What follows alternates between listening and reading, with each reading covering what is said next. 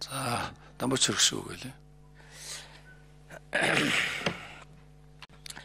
Зүгээр концессийн хуулийг концессыг бүгдээ оруулаад батлаад яваа гэдгийг бүлээлдээд оргуул ярьцгаасан шүү.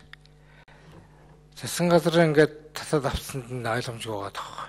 Өнөөдөр ингээд хэрэл урууд дээр оргуу ярьж байгаа нь засгийн газар концессийн хуулийг татж аваад эдийн засгийн байнгын оронд хэлцгсэн шийдсэн шүү уг нь концесс төр. Концесс аваад яваа гэсэн. Зэгслэе гэсэн концессыг тэгтлээ одоо засгийн газар бусаад авч байгаа нь их ойлгомжгүй байгаа. Энээс өнөөдөр юм ярьж байгаа юм яваад байгаа. Засгийн байнгын ороо бол аргаа ороод оруулж ижих чинь буцаагаал ягаад их олон улсын байлиг сангийн өмнө үр хүлээсэн юм бэ?